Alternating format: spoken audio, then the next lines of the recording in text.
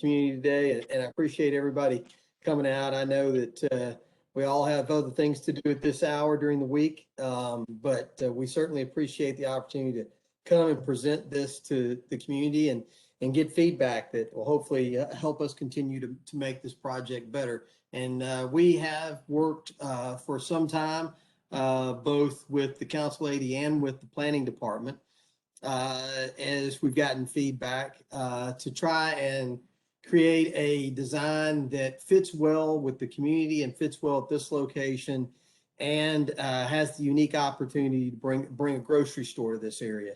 I'm very familiar with this area, and I realize that there's nothing certainly that's walkable from a grocery store standpoint, not of this size that we're discussing today.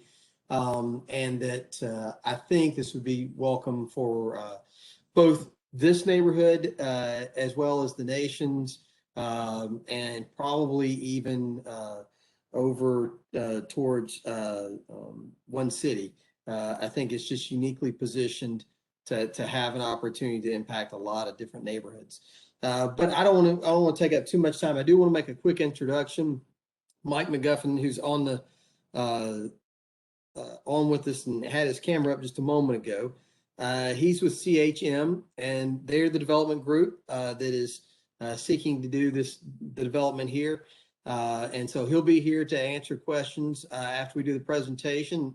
And I know we're all limited in time, so I'll move on. And Dan Tansey is also with us, and he's the architect who's really done most of the work for the development. And he's the one that should walk us through both the massing and the uses, and highlight some of the conversations that we've had with the council lady and with Metro about open space. And with that, I'm going to go ahead and turn it over to Dan. Thanks, Doug. And I've got some presentation material ready. I don't know if someone has to provide me with permission, but I'll be more than happy to share that. Rosie, can you make Dan a presenter? I'll be glad to. Thank you. Dan, if you want to start your narrative while that's going on, that's fine. Yeah, absolutely. So, so our location is very unique, as Doug had mentioned, with the rejuvenation of the L&L market and all the activity that has brought to this site, as well as the main access from Charlotte and 40th being a corridor of great development, as well as connections to Nations area, as well as the Sylvan Park area. This is really a unique site. And so what Mike's been able to do over this period of time is work with the landowners, and in essence, from 40th to 39th and between Charlotte and Alabama Avenue, we've been able to take a look at the impact that this project could have, and we're really excited to present this. So I'm going to go ahead and share this. Thank you, Rosie. All right, it should be popping up right about now. Let me know if you can't see that. Dan, we can see it. And for those of y'all who are on WebEx, on the left-hand side of your screen, you should be able to see some navigation where you can make it zoom in or zoom out of the image being shown. Go ahead, Dan. So I'll go to Google Maps here and just show you the site as it is right now. There is some existing sidewalks. There's quite a few curb cuts on Charlotte and 40th Avenue currently to feed the existing buildings.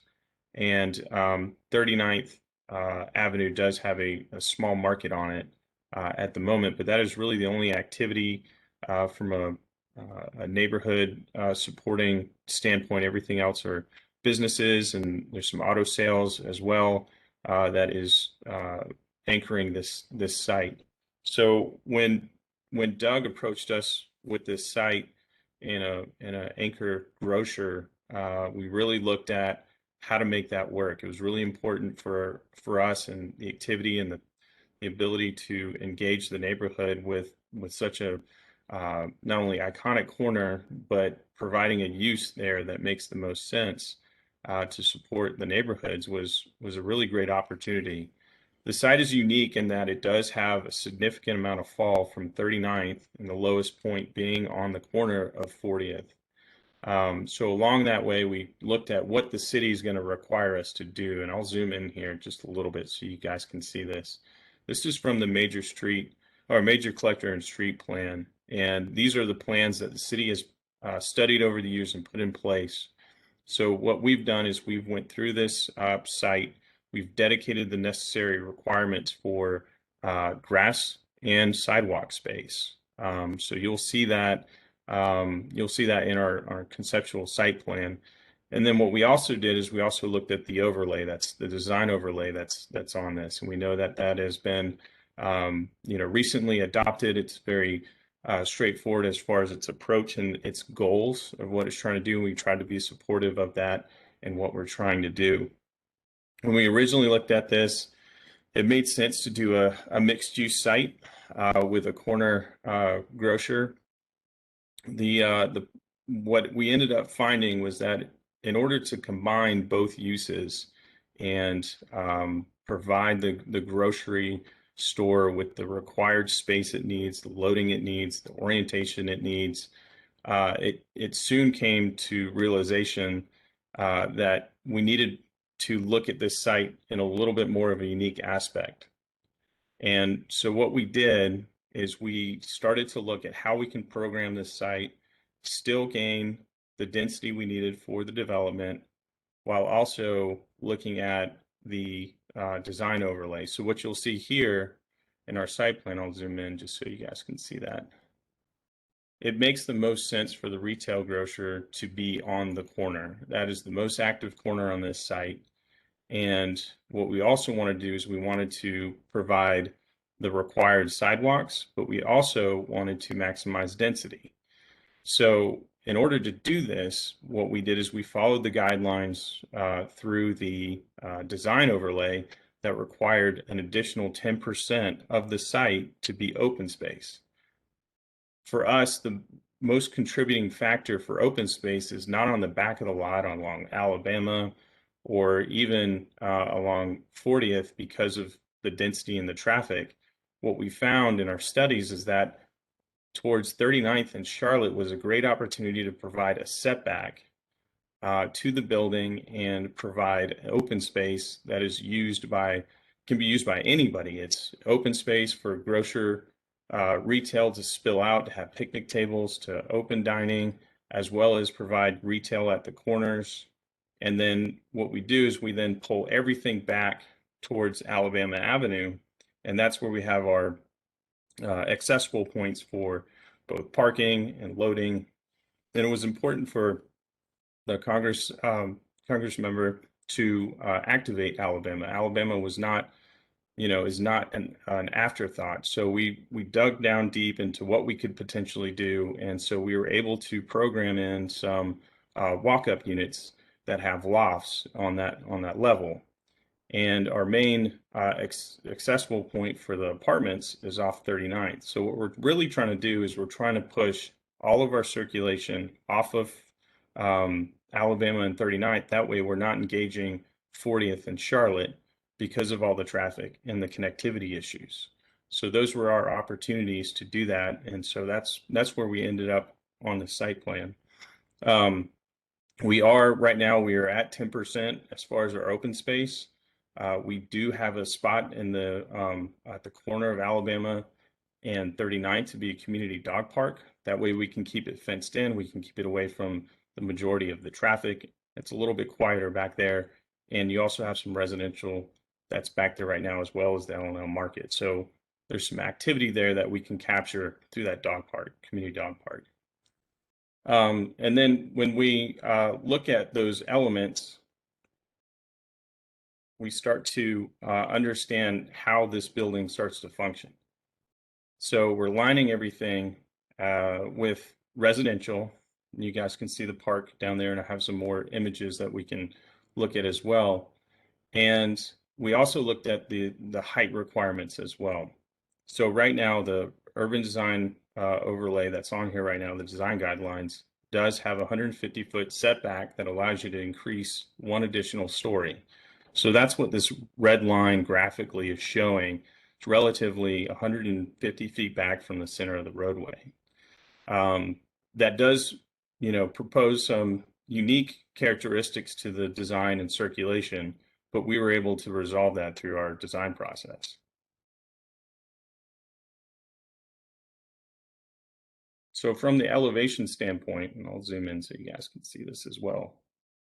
Our 40th Avenue elevation, you can see, is the lowest part of the site.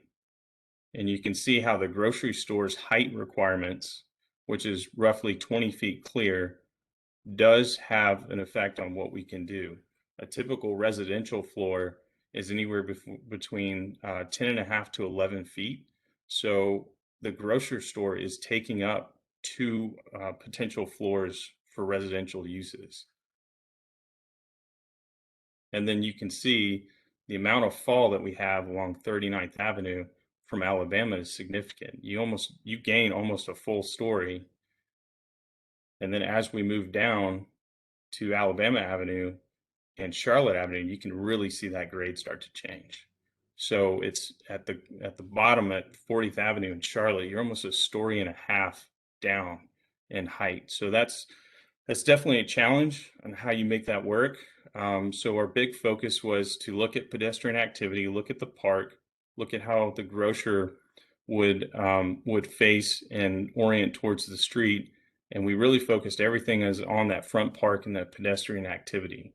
So as you can see here, we actually do have a celebrated pedestrian entry. We also have allocated some space for the ride sharing services as well on Charlotte, so that you can drop off and be picked up with your grocery. And you can see a little bit right here. So here is the, at least the design intent for the celebrated pedestrian entry. So this is facing Charlotte. You've got the grocery store on the left, and then you have the park that you're looking at, and that's on the right side of the grocery store, all the way up to 39th, and even wraps the corner. And so that's what you're seeing here. Now, this is a little bit of an older rendering. As we've been through the design process, this wall is now being designated towards retail. So I have a lot more openness, and you guys can see that here in a little bit as well. So that'll have retail activity, and then the apartment lobby, at least as of right now, is a little bit further up 39th Avenue.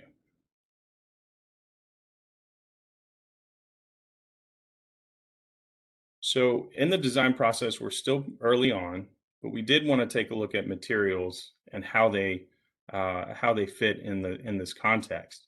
So as of right now, you guys have seen the building. The building is white. That's not what the final result is going to be. But we wanted to start to introduce our thoughts on materials. So for the park, we did want warm, natural materials, walking paths, natural vegetation. Wood's a great example of how you can add warmth and softness and invitingness to the park. And so that's what we're proposing as far as the material. And then as far as the building goes, we obviously want to do some type of masonry brick, add some nice soft feelings with different colors. We can extend the floor plates, add glass for the windows and balconies as we move forward. And then we can also transition, when you get up to a certain height, you can transition to a different material that often softens the elevation, as well as what the building looks like on the pedestrian scale. So you can reduce the feeling of height as well. So it's not overwhelming.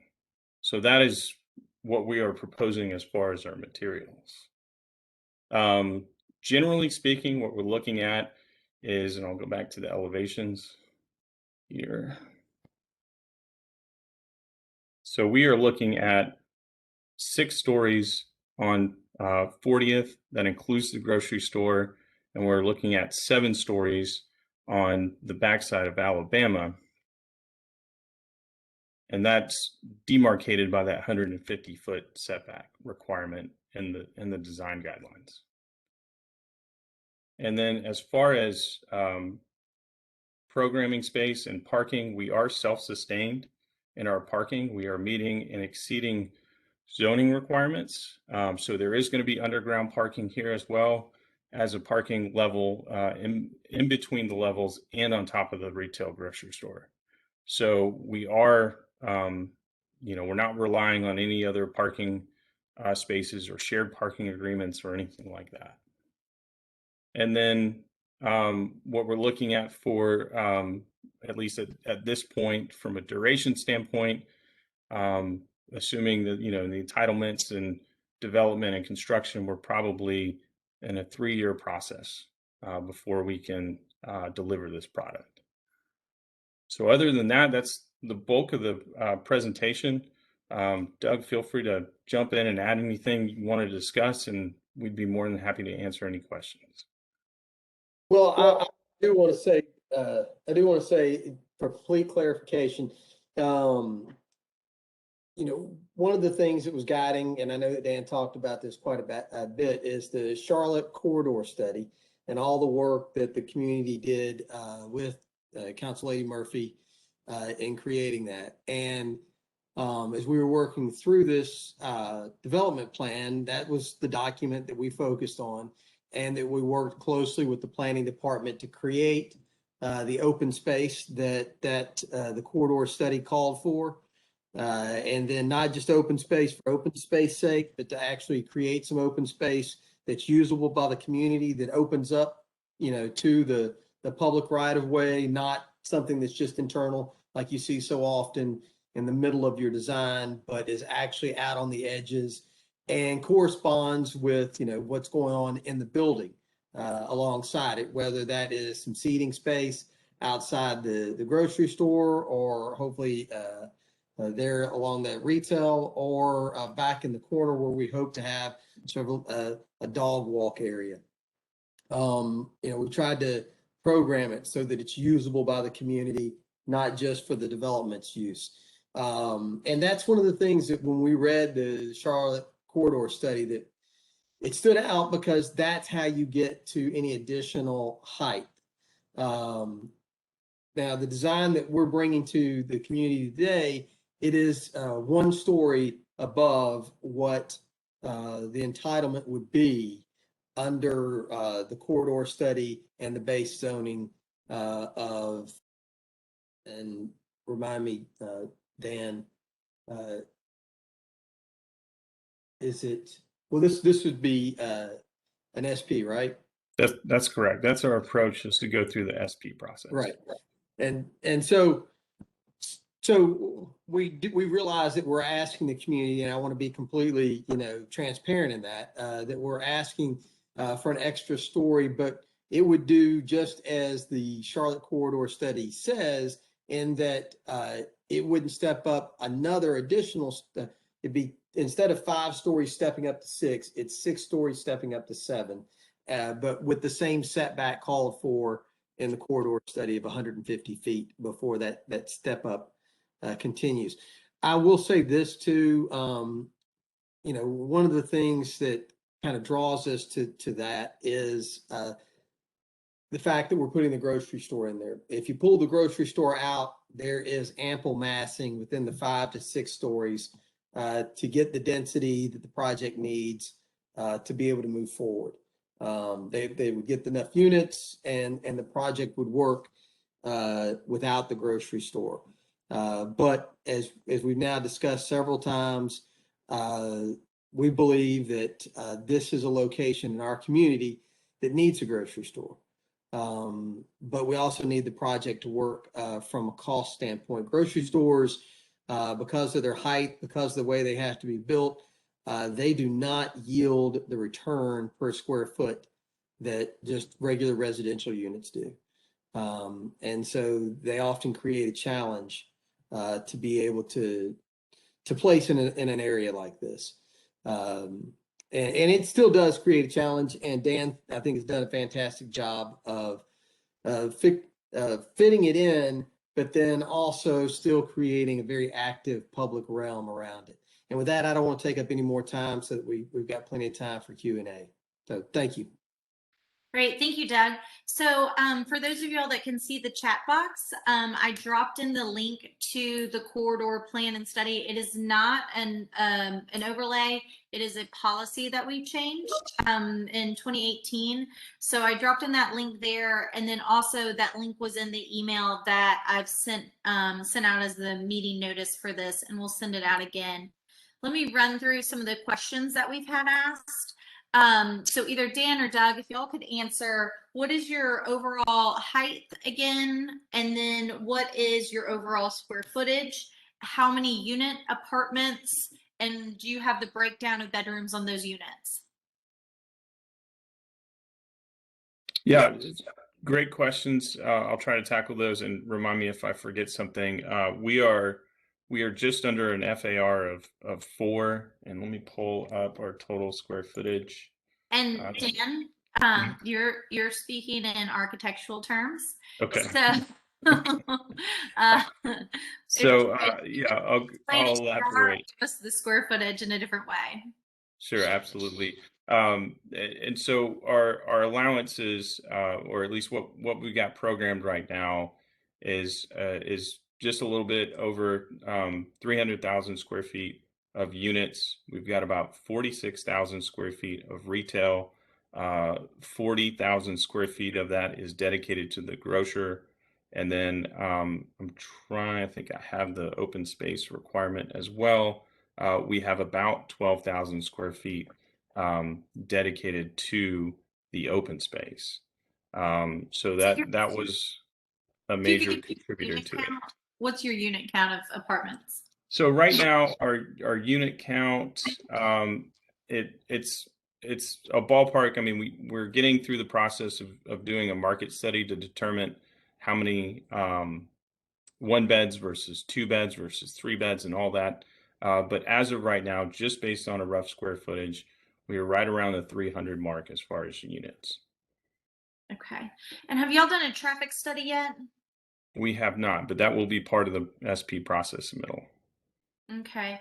I know there have been some comments about affordable housing, and just to go ahead and address that, due to state law, we cannot require affordable housing here because we passed that. The Metro Council passed affordable housing as a policy in a way to get additional entitlements, and the state legislature overturned that. So unfortunately, I cannot require, as part of the rezoning process, affordable units, and that is thanks to the state legislature.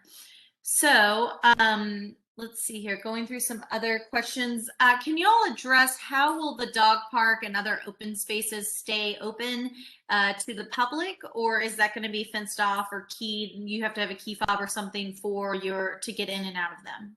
No, you won't. And Dan, do we have anything that can zoom in on the open space that's about mid-block on 39th?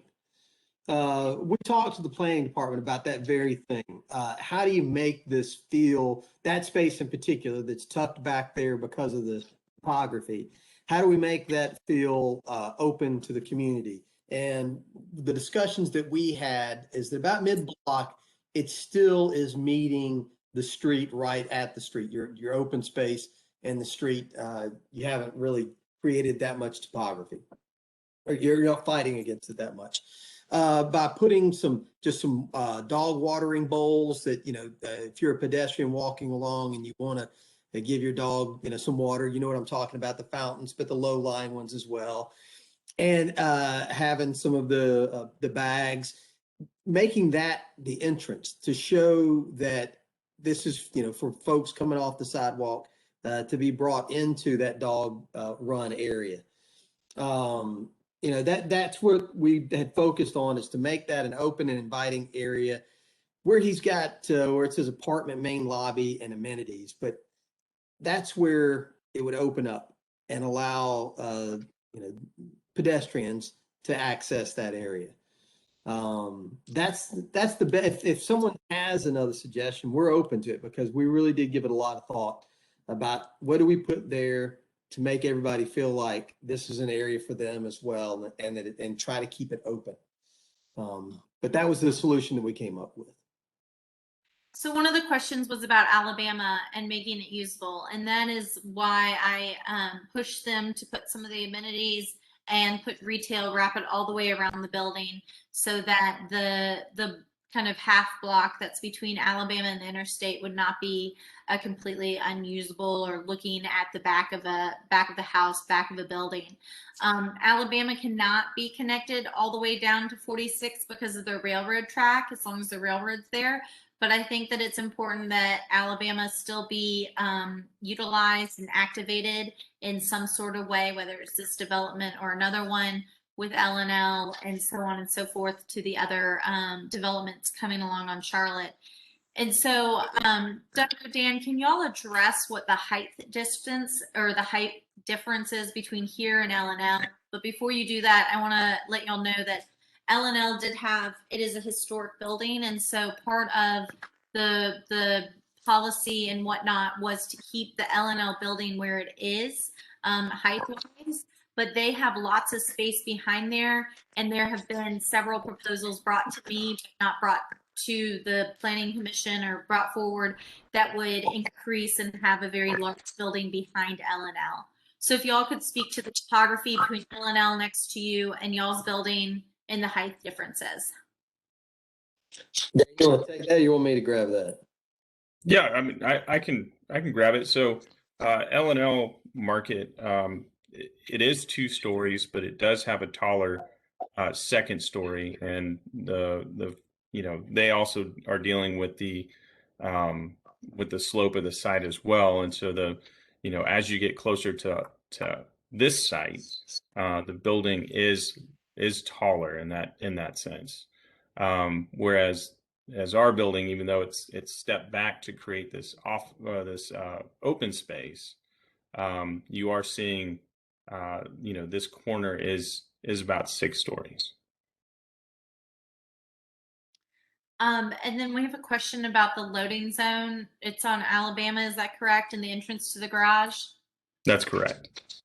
Okay. And I know that I'm just jumping around with some of these questions as we're reading through them. Do y'all know your price point on your apartment rents, or is that part of your market study that it sounds like isn't complete yet?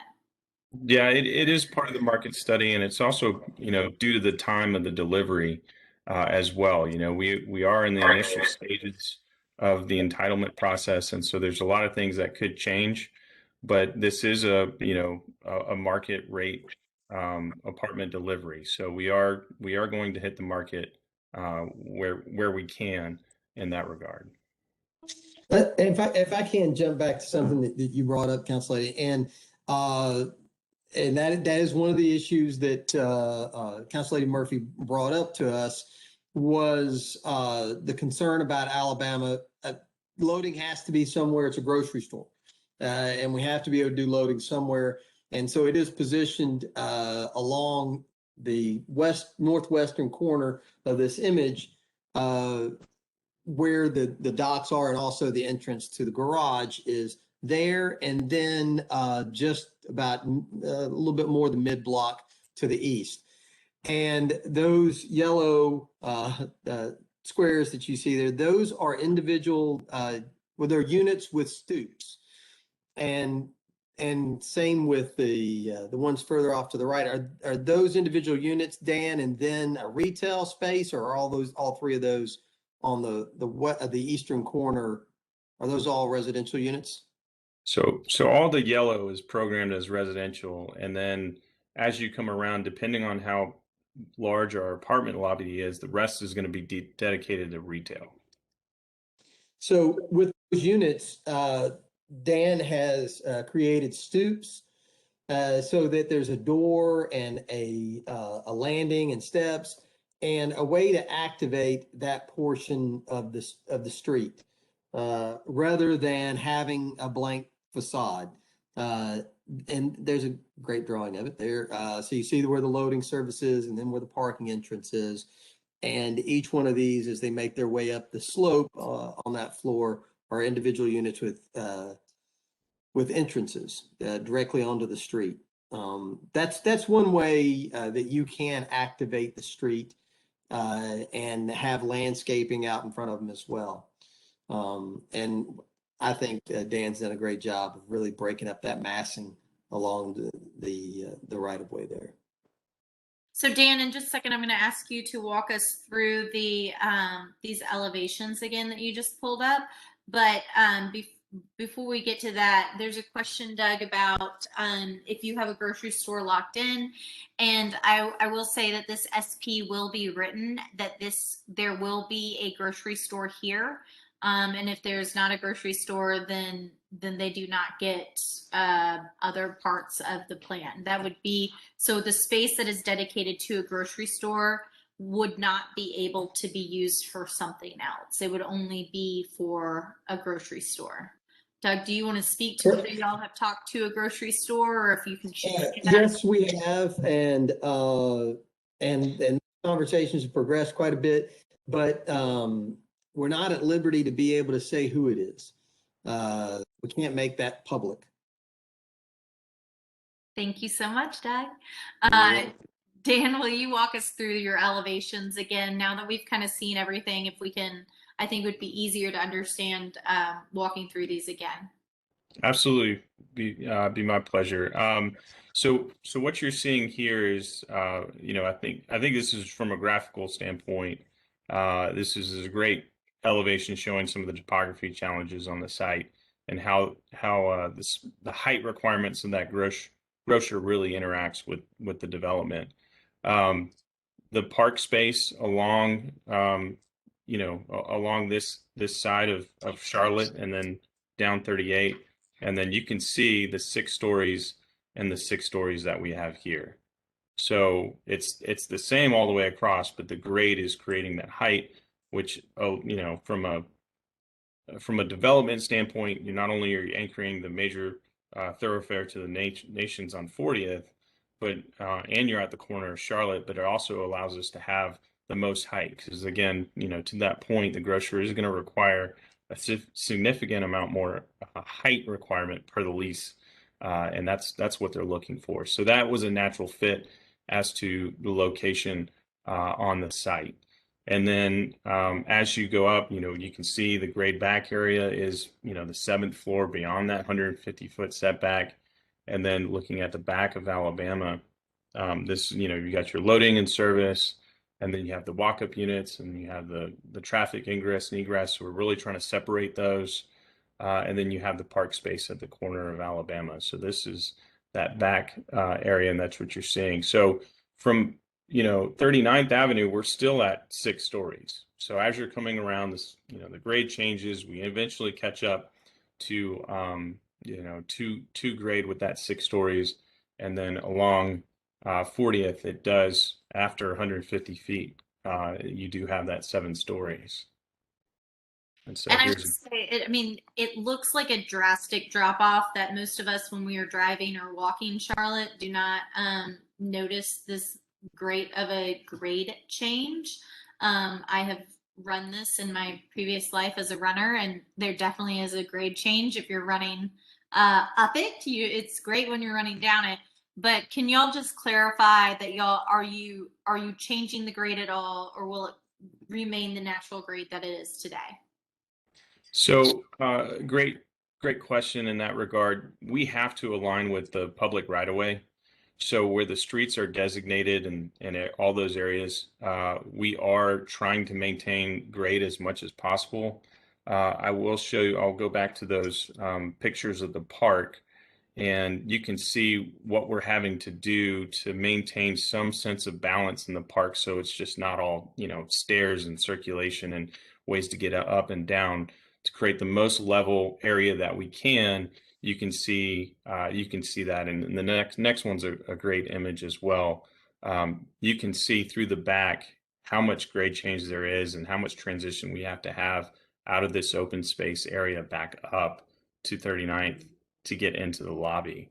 So that's what you're looking at there. So from that standpoint, yes, we are trying, as far as where we're accessing the right of way through traffic patterns, as well as the pedestrian area, we're doing our best to keep as much at the grades as we can. But as you guys know, it does, in order to program this open space to the fullest potential. We are having to cut in a few areas, but it does balance in a nice way towards Charlotte, which to me, I think is the best part of this park, in order to gain all that open space. And I know there was a question on the chat box that about how much of it's dedicated. And can you scroll back down to where we were just a moment ago, Dan? And there was a question about how much of this is dedicated, for a dog run and how much of it is open space for other uses. And I never realized that we have depicted dogs here, but they are actually supposed to be in that back corner as you go towards Alabama. So from about mid-block back towards Alabama. Is that right, Dan? I mean, Yeah, that's right. So that'll be the part of the park where you can let your dog, play with all the other dogs, right? You can have that unleash policy. There'll be some open fencing to not block the views. It'll be, be open, but it is fenced in so that the dogs can play and interact. But this is open space out here towards Charlotte, correct? That's correct. Yeah, this is fully accessible directly off the street. So what we're trying to do is we're trying to create an urban sidewalk and then create this soft interior open space. And so it's fully accessible to anybody that wants to, access it. And can we go back to the site plan that shows where the retail space is? Not just the grocery space, but here we are. Okay. And so how large would you say that retail spaces are? Do you know? And is that one retail space? Do you plan on dividing that up in any way? So it's really going to be based on what the market is. If there's a tenant that wants to come in and take the majority of the space, then that's great. And we can have one single user, whether it's a restaurant or retail space, whatever that ends up being. But roughly in this plan, we're plus or minus 5,000 square feet. And again, once the apartment and the amenity is determined, it could eventually become more retail space. But based on what we've allocated at the moment, we're right around 5,000 square feet, which is a great fit for a restaurant.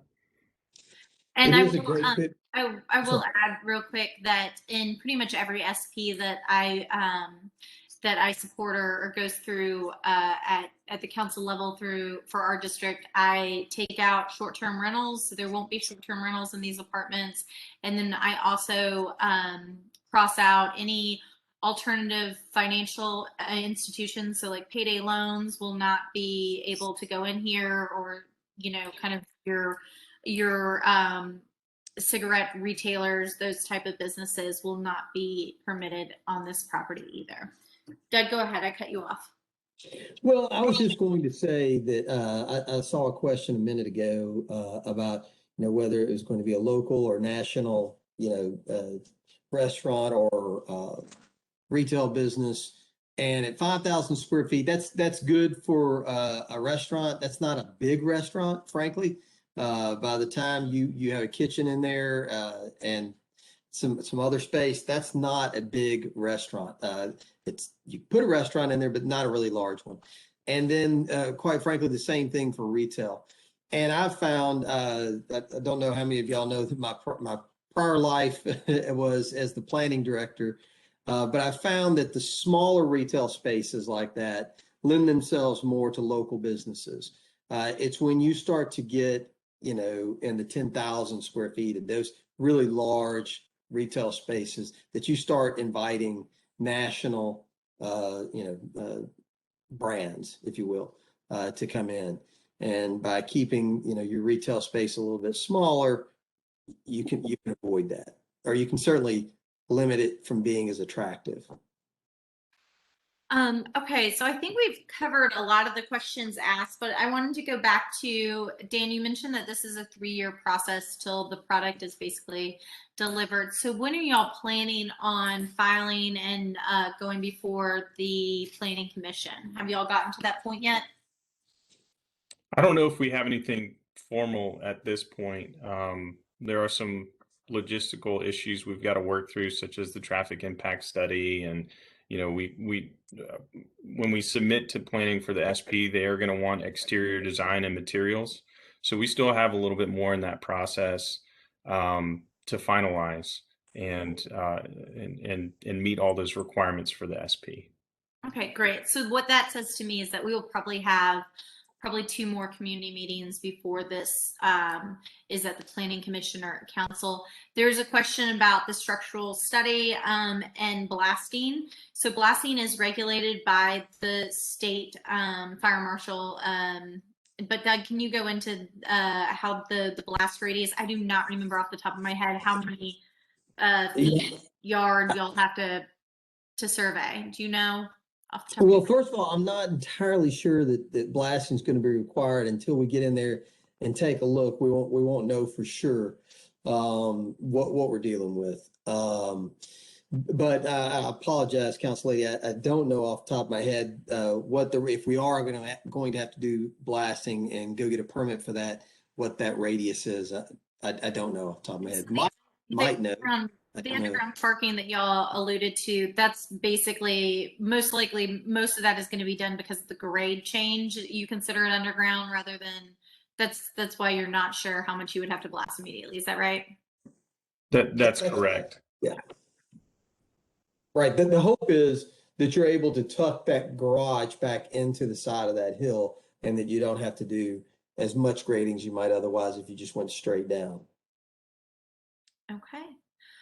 Well, again, like I said, I think we've covered most of, if not all of the questions and concerns put in the chat box. If y'all have other questions or concerns, if you will email me, I'll go ahead and put my email in the chat box. It is just kathleen.murphy@nashville.gov. But like I said, this project does not have a planning commission date, and so it's we will definitely have another meeting or two before this goes before the planning commission. When it's at the planning commission, there is a public hearing there. Notices will be mailed out, and the public can speak at the planning commission. If it passes the planning commission and goes on to the council, there is another public hearing there as well. So one last question we have is, has there been a retail study that shows the need of retail and other commercial uses in this space?